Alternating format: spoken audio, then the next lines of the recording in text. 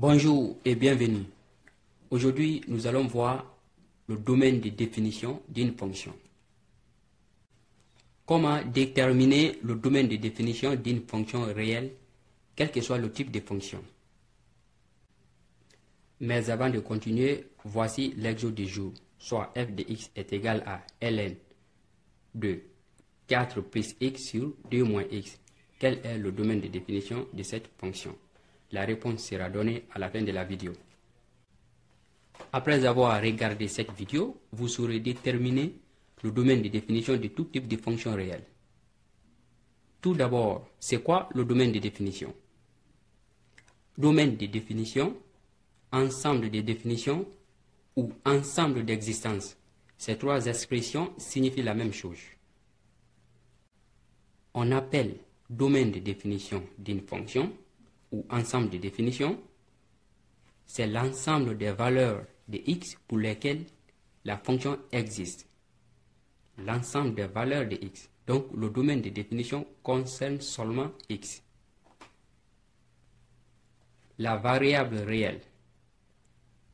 Le domaine de définition est noté par df si la fonction s'appelle f et dg si la fonction s'appelle g. De façon schématique, si f réalise une fonction de A vers B, A ensemble de départ, B ensemble d'arrivée, tous les éléments de l'ensemble de départ, x, tous les x ont leur image dans l'ensemble d'arrivée, sauf xd. Alors, si cela est une fonction, nous disons que le df, le domaine de définition de f, sera toutes les valeurs de A ou tous les éléments de A sauf xd. On note df est égal à A privé de xd. Ou encore df est égal, on énumère les éléments x1, x3, x4. Donc le domaine de définition, c'est l'ensemble des valeurs de x pour lesquelles la fonction existe. Pour x2, ça donne rien.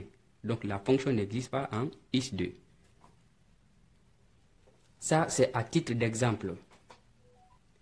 Dans l'étude des fonctions, l'ensemble de départ est généralement R, tous les nombres réels.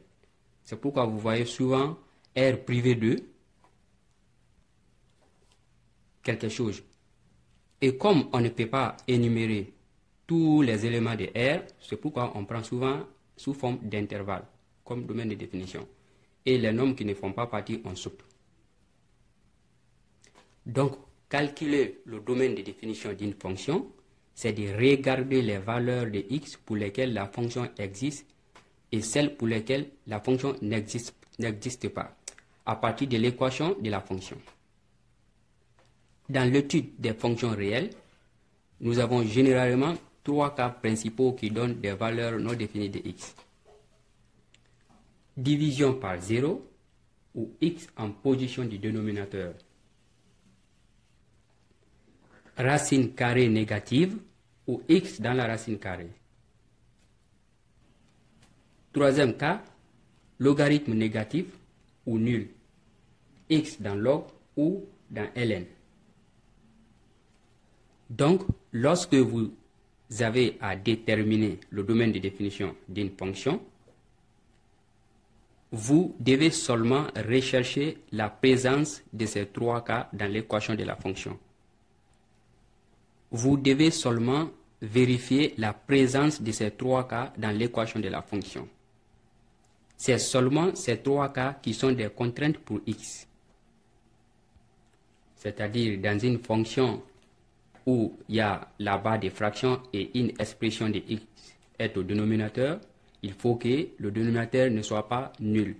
Ou dans une fonction, lorsqu'il y a la racine carrée ou une expression de x est dans la racine carrée, il faut que ce qui est dans la racine carrée soit positif ou supérieur ou nul. Ou dans une fonction, lorsqu'il y a une expression de x est dans log ou dans ln, il faut que ça soit positif et pas nul. Dans chacun des cas, nous verrons comment déterminer le domaine de définition. C'est d'ailleurs en fonction de ces trois cas qu'on classe les fonctions. Dans une fonction où x est en position du dénominateur, ce type de fonction est appelé fonction rationnelle. Exemple, f de x est égal à 2x plus 3 sur x moins 7. On a x au dénominateur, donc c'est une fonction rationnelle.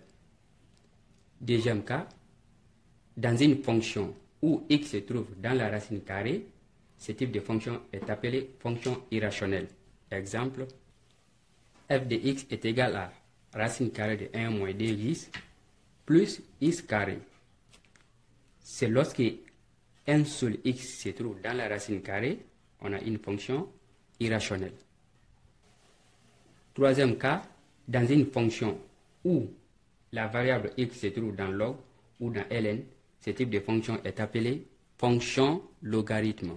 Exemple, f de x est égal à ln de x moins 7. Dans une fonction où x n'est ni au dénominateur, ni dans la racine carrée, ni dans log ou dans ln, ce type de fonction est appelé fonction polynôme. Exemple,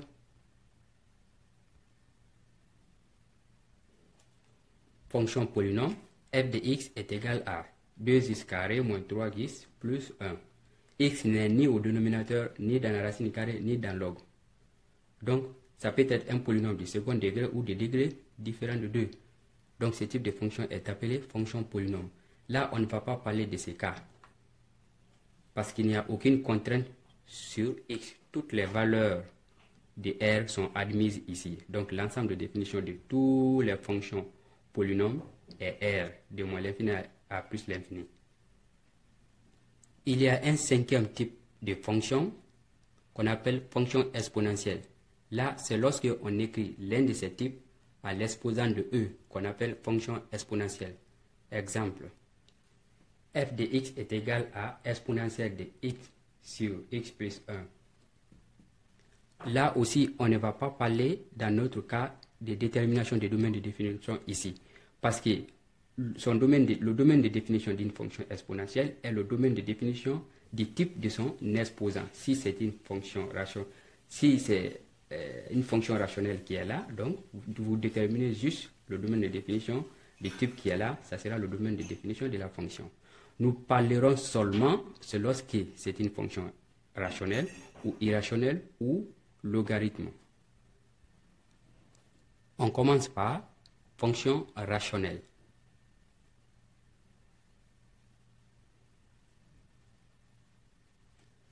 Fonction rationnelle.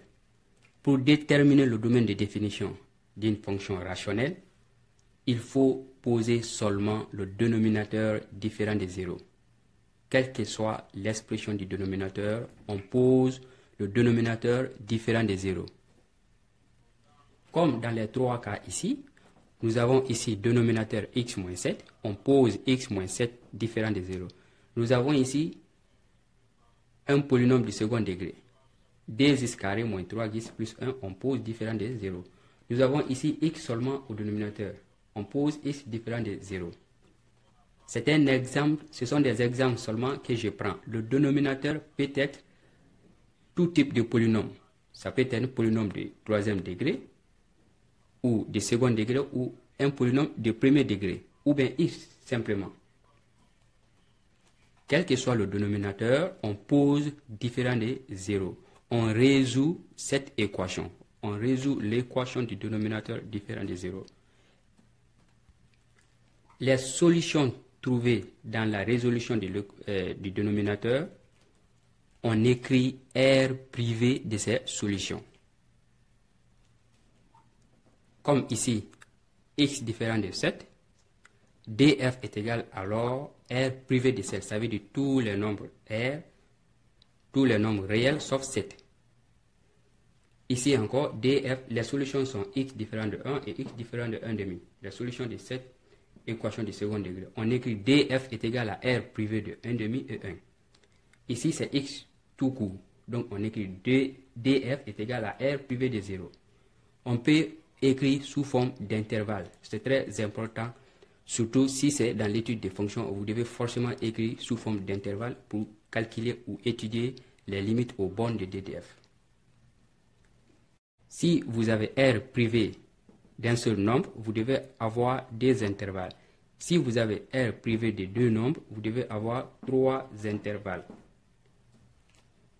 C'est une remarque importante. Si vous avez des difficultés avec la notion d'intervalle, vous pouvez écrire dans le commentaire et je vais faire une vidéo sur les intervalles.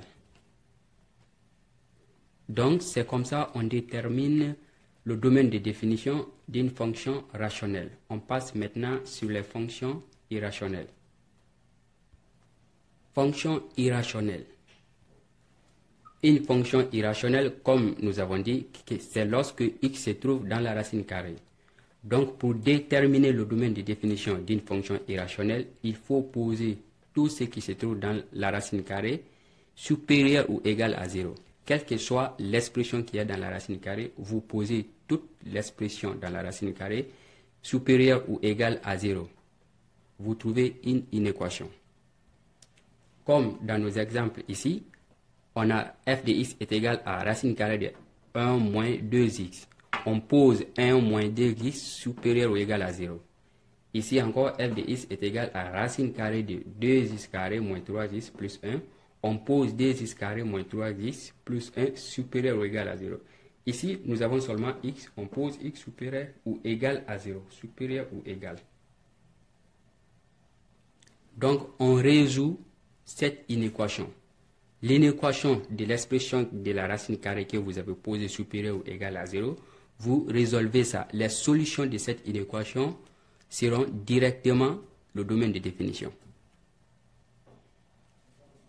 Ici, nous avons x inférieur ou égal à 1,5 comme solution de cette inéquation. Ici, on fait un tableau, c'est une équation du second degré. Donc, pour chercher à connaître comment déterminer le domaine de définition d'une fonction, vous devez au préalable savoir résoudre des équations et des inéquations. Donc, x inférieur ou égal à 1,5, on écrit sous forme d'intervalle. Ici encore, 2x carré moins 3x plus 1 supérieur ou égal à 0. Là où cette expression est supérieure ou égale à 0, ça veut dire positive, c'est ici l'intervalle moins l'infini à 1,5 et de 1 à plus l'infini. Donc on écrit ces intervalles. Ici encore on écrit l'intervalle de 0 à plus l'infini. Voici df est égal à moins l'infini à 1,5. Ici encore, même chose, on a écrit sous forme d'intervalle. Donc c'est comme ça on détermine le domaine de définition d'une fonction irrationnelle. On pose tout ce qui se trouve dans la racine carrée supérieure ou égale à 0. On résout cette inéquation. La solution de l'inéquation est directement le domaine de définition. C'est ça pour les fonctions irrationnelles. On passe maintenant sur les fonctions logarithmes. Fonctions logarithmes. Pour les fonctions logarithmes, nous avons dit c'est lorsque x est dans ln ou dans log. Que ce soit ln ou log, pour le cas du domaine de définition, c'est la même chose. Pour déterminer le domaine de définition d'une fonction logarithme, c'est comme pour les racines carrées. Mais ici, on pose seulement supérieur à 0, pas supérieur ou égal. On pose tout ce qui se trouve dans ln, l'argument de ln, supérieur à 0, strictement supérieur à 0. Quelle que soit l'expression qui se trouve dans ln, on pose toute cette expression supérieure à 0. Ici encore, nous avons seulement x, on pose supérieur à 0.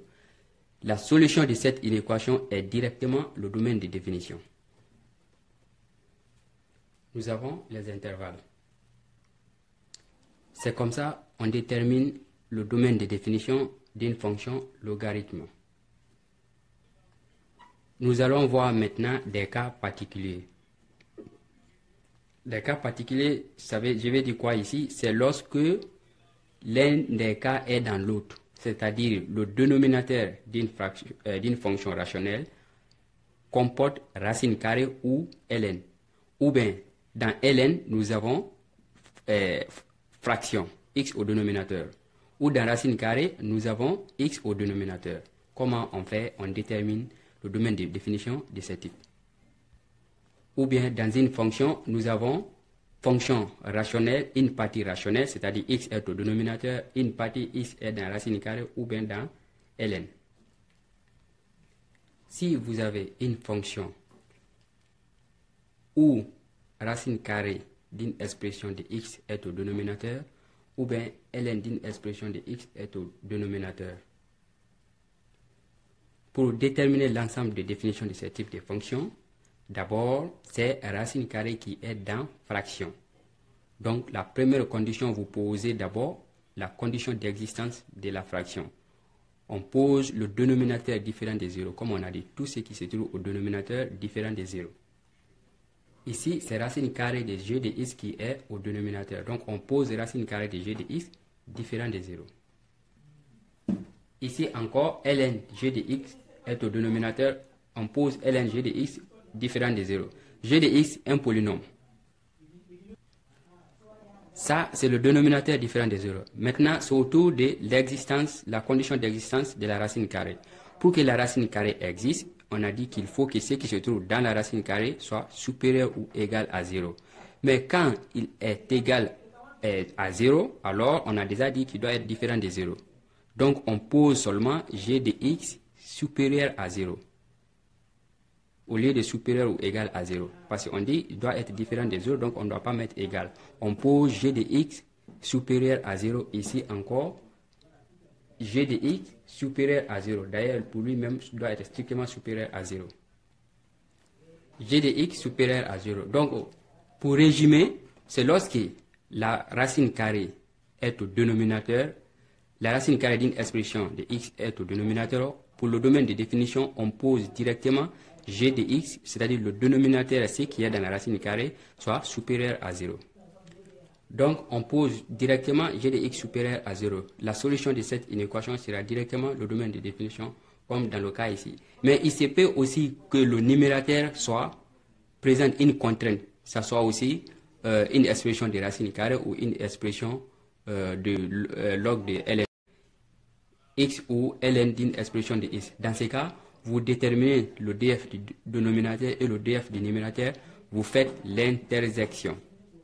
Vous faites l'intersection de ces deux domaines et l'intersection trouvée sera le domaine de définition. Maintenant, c'est lorsque la fraction est dans la racine carrée. Lorsque la fraction est dans racine carrée, pour déterminer le domaine de définition, on pose la condition d'existence de la racine carrée. C'est la fraction qui est dans la racine carrée. Donc, il faut que tout ce qui se trouve dans la racine carrée soit supérieur ou égal à 0. On pose df est tel que q de x sur g de x doit être supérieur ou égal à 0.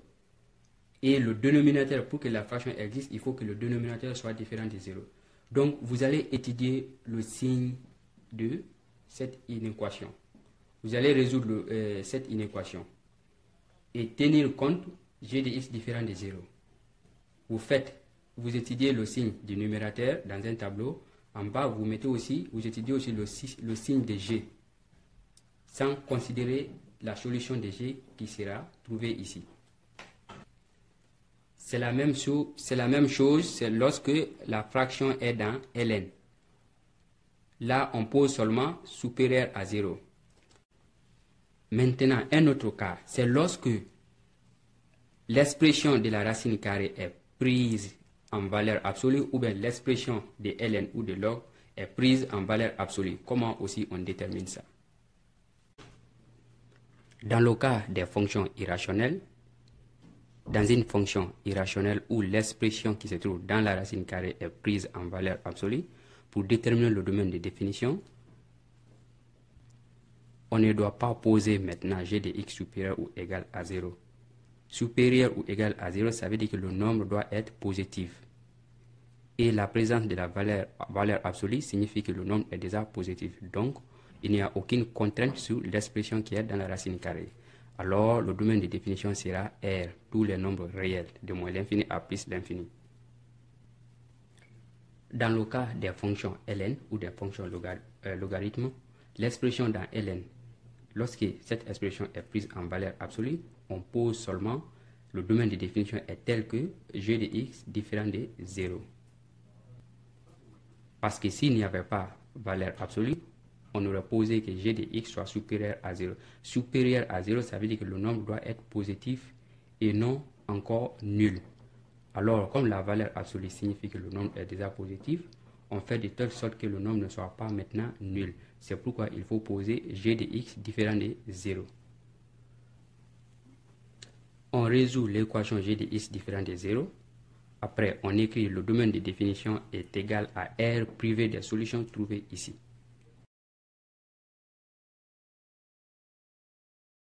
Merci, n'oubliez pas de vous abonner pour ne rater aucune de nos prochaines vidéos et de cliquer sur j'aime si la vidéo vous plaît.